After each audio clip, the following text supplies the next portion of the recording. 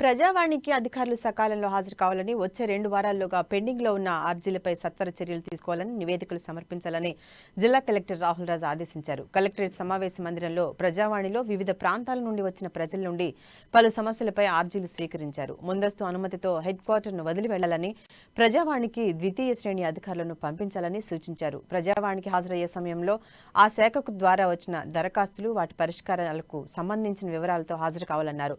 దరఖాస్తుదారుకి స్పష్టమైన సమాచారంతో రాతపూర్వకంగా తమ సమస్య పరిష్కారం అవుతుంది లేనిది అనే వివరాలను పొందుపరుస్తూ తెలియజేయాలన్నారు. ఇప్పటి వరకు ఎంపీడీఓల పరిధిలో 268 దరఖాస్తులు పెండింగ్లో ఉన్నాయని, వాటిని వచ్చే వారంలోగా 140గా పరిష్కరించే విధంగా చర్యలు తీసుకోవాలని ఆదేశించారు. భూ సమస్యలకు సంబంధించి మీ సేవ ద్వారా దరఖాస్తు చేసుకోవాలని సూచించారు. పెన్షన్లు, ఉపాధి అవకాశాలు, వ్యక్తిగత సమస్యలు, కాలనీ సమస్యలు తదితర అర్జీలను కలెక్టర్ స్వీకరించారు.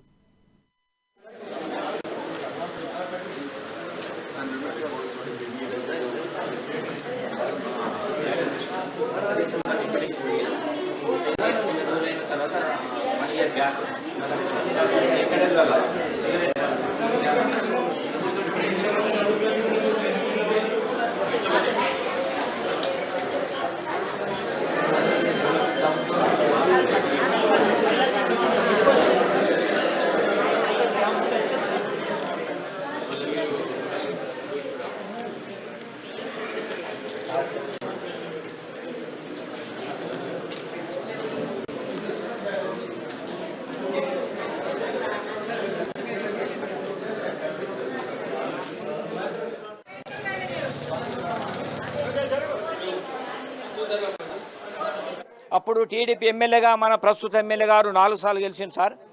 ఆ ఎమ్మెల్యే గారు వచ్చి ఇది న్యాయమైన కోరిక అని టీడీపీలో ఉన్నప్పుడు చెప్పిండు. అప్పుడు కాంగ్రెస్ ప్రభుత్వం. మరి ఇప్పుడు ఆయనకు న్యాయం తెలియదా?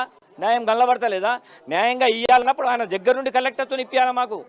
మేమేం యాచకులుగా బిచ్చగల్లం కాదు, వాళ్ళకు ధర్మం అడుగుతలేం, మా హక్కును పోరాడుతున్నాం.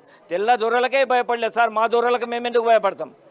వాళ్ళతోనన్నా సలాం చేస్తే మాకు అన్ని సౌలతులు దొరికినాయి. వీళ్ళకు సలాం కాదు, కాలు మొక్కిన పని అయితే లేదు, కాలు మొక్కిన వాంఛనన్నా కూడా పని అయితే లేదు. వ్యవస్థ ఎడిపోతున్నది, ఇదంతా వ్యవస్థ ఎడిపోతున్నది. దీనికి కారణం ఇప్పుడు మనం ఎమ్మెల్యే గారి దగ్గర పోయి మేము రిక్వెస్ట్ చేసినా, సార్ మరి మాకు ఏది దీని మీద ఇప్పుడు 20-30 సంవత్సరాల మా తండ్రి చనిపోయాడు, మా అమ్మ చనిపోయాడు, ఇప్పుడు కూడా నాకు 65 సంవత్సరాలు సార్. రేపు మాకు ఎప్పుడు ఏమైంది క్షణాల్లో ఎవరికి ఏమైతే తెలుస్తలేదు. అలాంటి పరిస్థితుల్లో మళ్ళీ దీనికి ఎవరు